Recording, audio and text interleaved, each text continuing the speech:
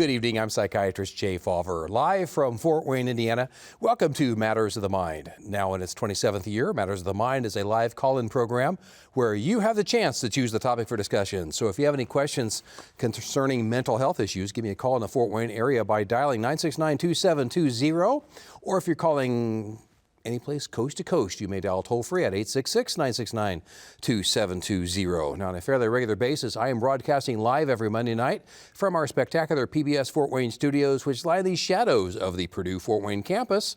And if you'd like to contact me with an email question that I can answer on the air, you may write me via the internet at mattersofthemind, all one word, at wfwa.org. That's Matters of the Mind at wfwa.org. And I'll start tonight's program with an email I received over the past couple weeks. It says, "Dear Dr. Fawver, would you please explain the difference and similarities of depression versus anxiety? Aren't several of the medications the same for both? How can that be? What are the most successful for each disorder?" Well, if you think about kind of a cascade of anxiety, often leading to insomnia, which frequently will lead to depression. It's kind of a continuum. So yeah, there's different networking in the brain that will influence more anxiety symptoms versus depressive symptoms. But the bottom line is they all kind of run together. And that's why indeed you will see some medications that typically will help both anxiety and depression. The most popular antidepressant medications that will affect both anxiety and depression will be the ones that affect serotonin.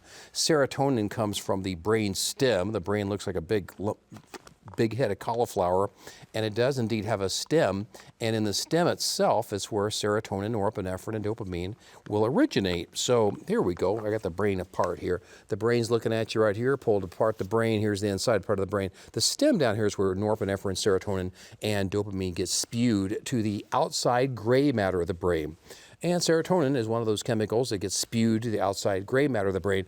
When serotonin is in the gray matter of the brain, it gives a calming effect. It kind of dampens down the emotions. So if you're highly anxious and you're having panic attacks, you're hyperventilating, you're worrying, you're ruminating about things, increasing serotonin can just chill you out a little bit and give you a little bit of a calming effect. Now, the downside of a serotonin antidepressant will be a frequent complaint where people say they don't feel happy, they don't feel sad, they just feel kind of blah. And it's not a good feeling. We call it alexithymia, but people just don't have any joy and they just kind of feel emotionally dampened. That's not good. It means you're getting too much of a serotonin dampening. And for those people, we'll often use a different type of antidepressant. But in the past 60 years, there have been 29 oral antidepressants become available on the market. We have a lot from which we can choose, but you often notice this cascade between anxiety, difficulty with sleeping, and depression. So how does that work? When you have a lot of anxiety, you're ruminating, you're dwelling on things, you're nervous about things, this front part of the brain on the temporal lobe, it's called the amygdala, that's kind of the volume control for anxiety, anger, rage, rumination. And if that part of the brain is overactive, you'll typically get the hijacking of the front part of the brain. The front part of the brain is the part of the brain you use to reason through things and to have logical thoughts. So if you can't reason through things adequately and you can't maintain logical thought, you can't cope with your current life circumstances so well. So when that happens, you don't think clearly and you get more depressed. And when you get depressed, you don't enjoy things. You lack motivation to do things. You want to naturally, socially withdraw. You might have trouble with your eating. You might have trouble with just getting things done in life. That becomes a clinical depression if it goes on day by day for over a couple weeks. And as part of that will often be difficulty with sleeping, because when you worry and you ruminate and you dwell on things, often it'll keep you awake at night. When you have difficulty with sleeping, it too, not only will anxiety do this, but difficulty with sleeping will also compromise the front part of the brain and not allow you to think clearly day by day by day. So lack of sleep is a key psychiatric vital sign. If you go see a psychiatrist or anybody in the mental health field, at some point during your appointment, they're going to ask you, how's your sleep been doing? It's kind of like checking a blood pressure if you go to a primary care office. We want to know how your sleep's been doing. What do we want to know? We want to know, are you getting to sleep reasonably well? Are you staying asleep? Are you having any nightmares? Are you waking up too early? Upon your awakening, do you feel refreshed? Do you feel awake during the day? Do you have to take frequent naps? Do you feel like your sleep is adequate for you? We're always going to be asking about sleep in a lot of different dimensions. And there's one particular questionnaire called the Insomnia Severity Index that asks 8 questions concerning the quality of your sleep. And in asking about the quality of your sleep, it kind of gives us an idea of what kind of disturbances you're having with your sleep overall. So what we'll often find is that when people are anxious and they're worrying about things, they have trouble going to sleep.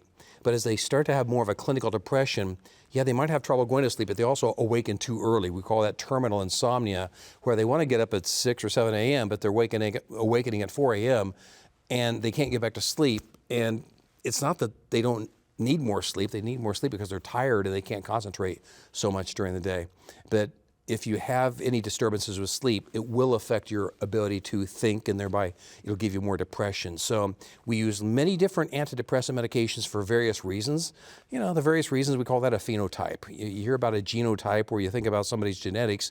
Genetics will influence how medications will work for you, but a phenotype is where we look at the actual symptoms themselves.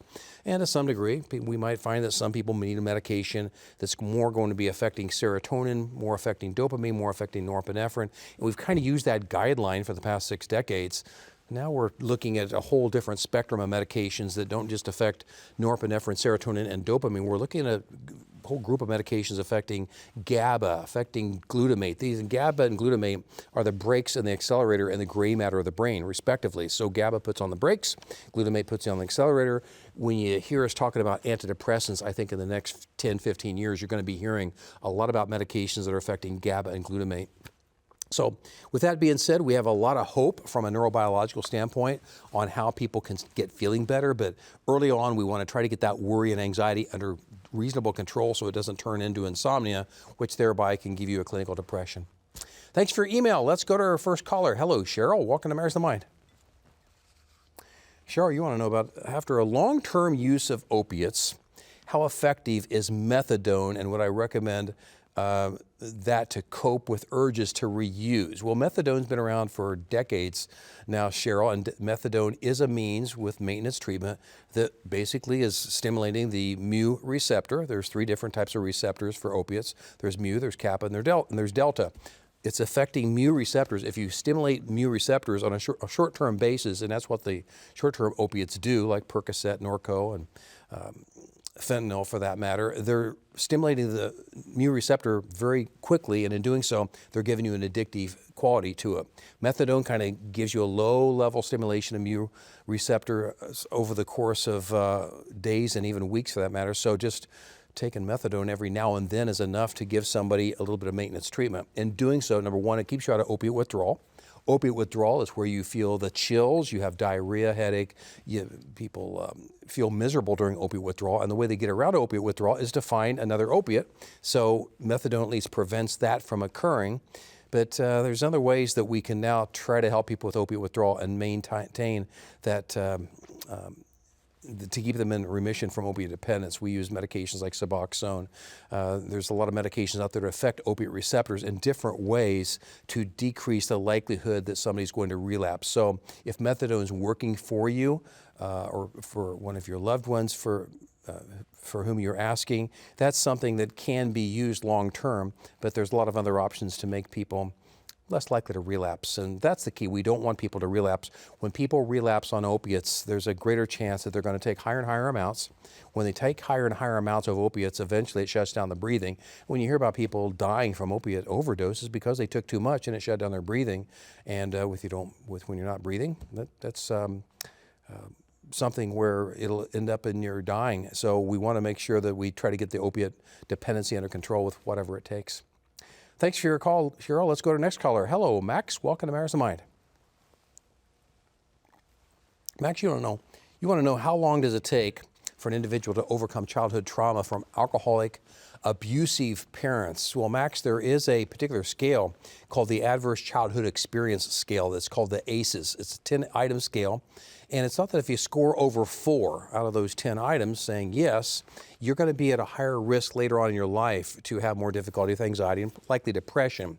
It's also somewhat of a predictor that you might not do as well as you possibly could with a serotonin medication like Zoloft, Prozac, Lexapro, Celexa, or Paxil. Those are just serotonin-based medications. They will numb and dull your emotions some, but in terms of having the best quality of life possible, you might need a different type of medication or an add-on medication like bupropion or Wellbutrin. So early childhood experiences are very, very important for kind of setting the template and the hardware for the brain itself. If you've experienced trauma before the age of 8 years old, that seems to be a magic date for a lot of people, but before 8 years of age, if you've experienced trauma, you're more likely to have more difficulties yourself with anxiety and difficulty later on.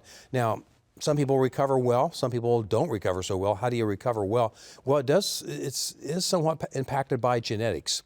If you have certain genetics, and we can identify this by doing genetic testing sometimes, but certain genetics will predict that you will have a greater likelihood of anxiety and depression later on in life if you had early childhood trauma.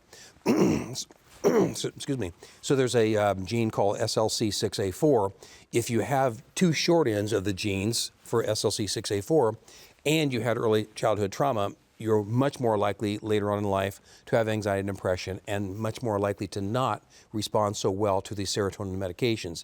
If you have the longer genes, LL for instance, you're less likely to have difficulty with depression, even though you had childhood trauma. So there is a genetic influence on how much that early childhood experience will result in later on depression and anxiety. Another factor will be early coping mechanisms. For instance, if you had a good relationship with a grandparent or somebody who was an adult and they were meaningful in your life at an early age, despite your having parents that might have had some problems and been abusive toward you, that can help you recover. So that's something that with the coping mechanisms, you'd be less likely to have difficulty later on in life. So we'll often find that we'll look at genetics, we'll look at people's abilities to cope, and we'll look at early life experience as a means of determining if somebody's going to have depression difficulties later on in life or not. But as I mentioned earlier, there's 29 different antidepressant medications that have been approved by the Food and Drug Administration since the 1950s. So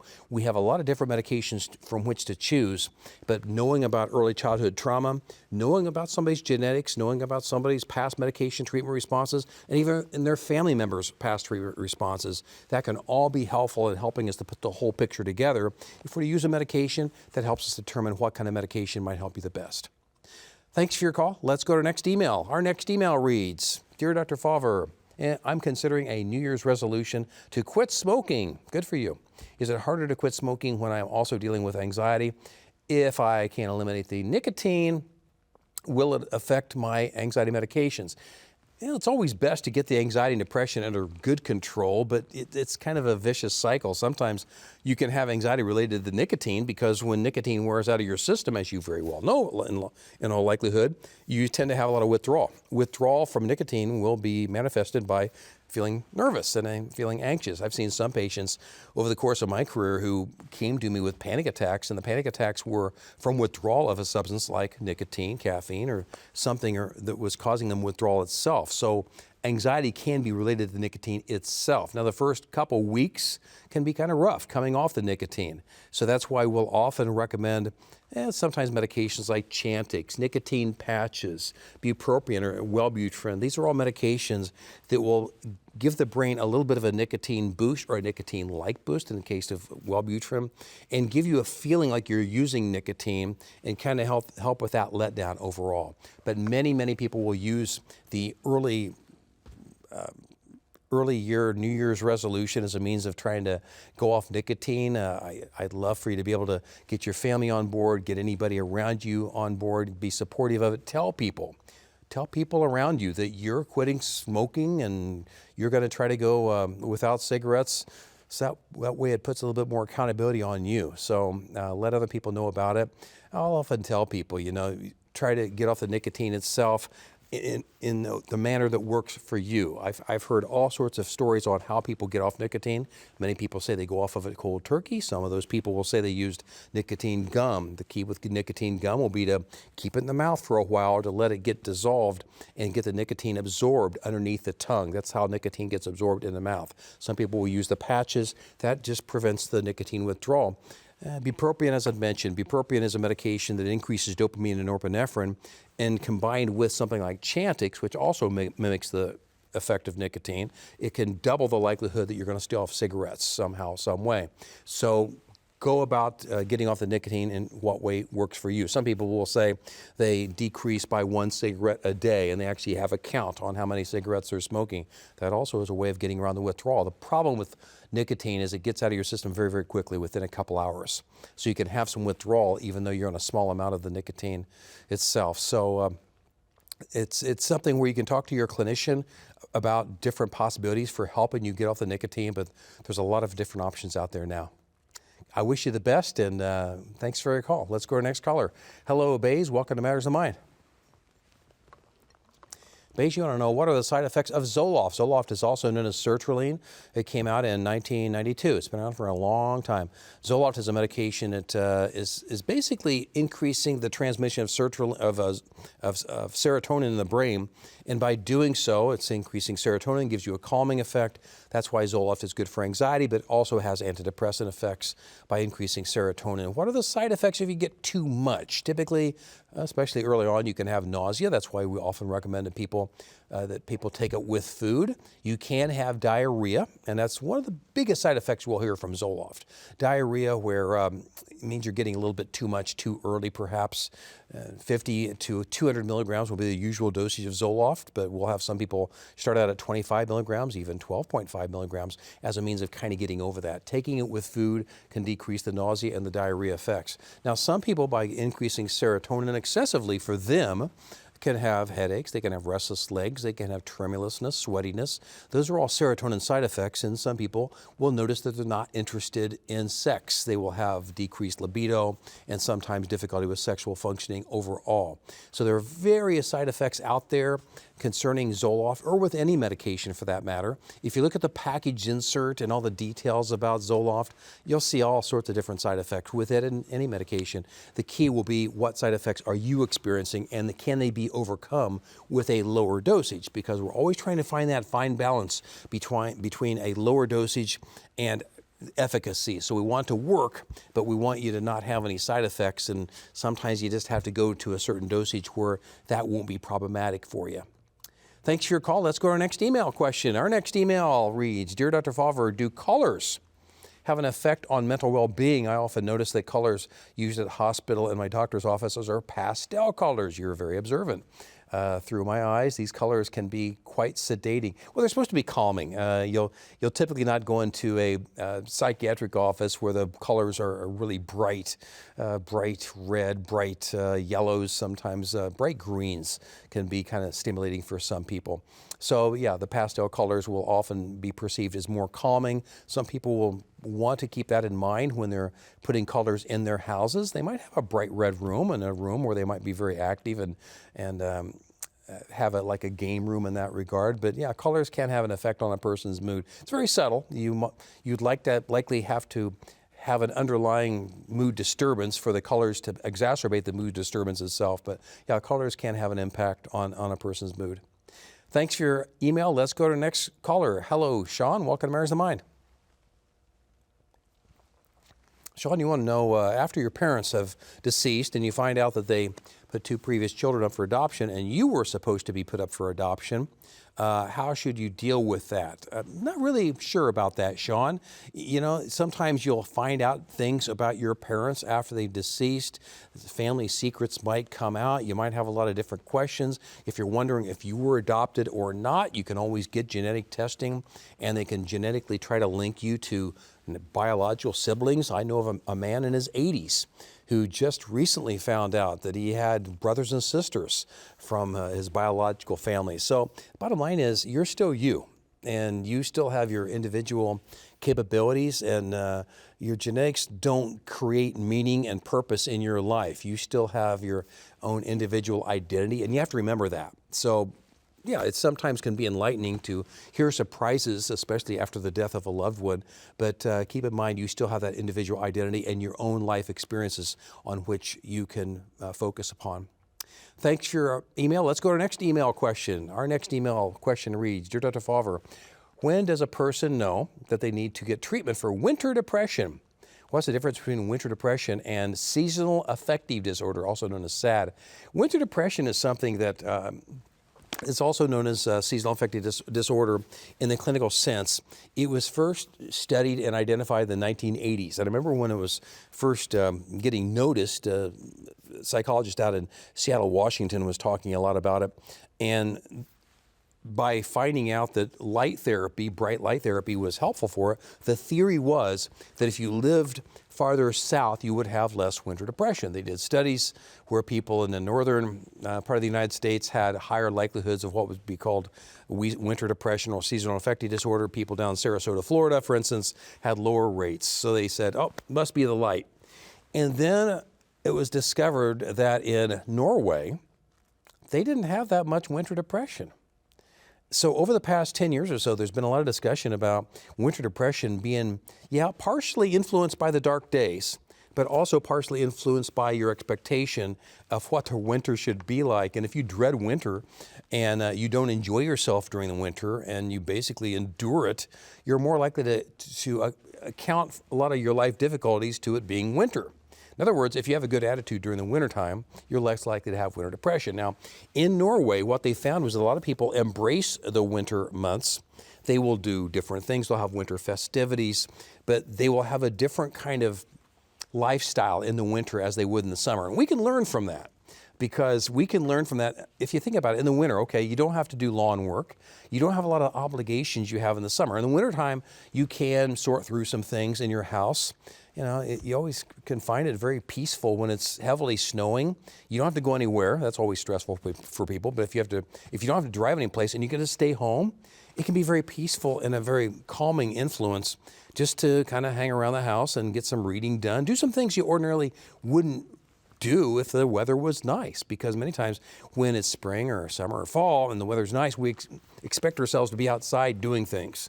That's kind of been ingrained in us since we were little kids, and it makes a lot of sense. You should stay active and enjoy the sunshine, but in the winter you can't always do that. So you have to kind of go at a different rhythm in the wintertime and do different things. So that might be some times to get some indoor housework done you ordinarily wouldn't do. Yeah, you might sleep a little bit longer in the winter, but that doesn't mean you have a clinical winter depression. There are clinical winter depressions. I saw a lady with winter depression about a week ago. Yep, clear-cut winter depression. She had depression exclusively, and it was impairing, exclusively from October till about early April every year. The rest of the year, she's perfectly fine. So she exclusively had impairing, functionally significant depression just during those winter months. She had winter depression, but a lot of people who allude to having winter depression will merely say they sleep more, they don't socialize as much, they feel more tired, they eat more carbohydrates in the wintertime, and they kind of withdraw. If it's not impairing, if you're still able to get stuff done every day, if you're still able to socialize, you're able to go to work, you're able to interact with your family, you're still able to get stuff done, that's not considered to be a winter depression. That's more of a life cycle rhythm disturbance that you're noticing, but it's not a clinically significant depression. A clinically significant depression in the wintertime would be where you just can't get things done and you can't function. So for that kind of depression, light box is often helpful. Bupropion and Wellbutrin, I mentioned that a couple times already, as a medication that increases dopamine and norepinephrine. Bupropion as a medication has been actually approved by the Food and Drug Administration for winter depression. Exercising during the wintertime is fantastic. A lot of people don't want to do it, but in the wintertime, that's when you really want to go to the gym on a regular basis, because you're not getting the activity you'd like to get on the outside. So try to get some kind of physical activity in the wintertime. And socializing. Stay social, be around people. Sometimes people during the Christmas holidays can become overwhelmed with obligations, and that gets them all stressed out. Okay, balance that out, but try to socialize in the winter months. That's how the Norwegians do it. That's how the Norwegians actually had a lower likelihood of winter depression than some of us down here at the southern latitudes. So I found that interesting. A lot of it had to do with the overall attitude toward the winter itself. Let's go to our last caller. Hello, Matthew. Welcome to Matters of the Mind. Matthew, you mentioned you have sugar diabetes. I'm going to figure that's diabetes mellitus type 2 or type 1. And will medication affect your mental health and well-being? If you have diabetes where the blood sugars are going up and down and they're all over the place, you bet it will affect your concentration, your energy level. Sometimes people will have panic attacks when their blood sugars are kind of going up and down abruptly. They can feel very, very tired overall. So glucose disturbances can certainly affect your overall well-being and your mental health. That's why one of the things that we'll commonly examine when somebody sees us for an initial evaluation will be the possibility that they've had any blood sugars checked, because I've seen people that had horrific mental health problems. We maybe do a little finger stick in the office and find out their blood glucose was in the 500s or 600s, and it should be generally less than 126 throughout, or 140 or so during the day itself. But if it's in the 400s or 500s, it will certainly affect your overall mental health. Matthew, thanks for your call. Unfortunately, I'm out of time for this evening. If you have any questions concerning mental health issues, you may write me via the internet at mattersofthemind@wfwa.org, and I'll see if I can answer that on the air. I'm Psychiatrist Jay Fawver, and you've been watching Matters of the Mind on PBS Fort Wayne. God willing and PBS willing, I'll be back again next week. Have a good evening. Thanks for watching. Good night.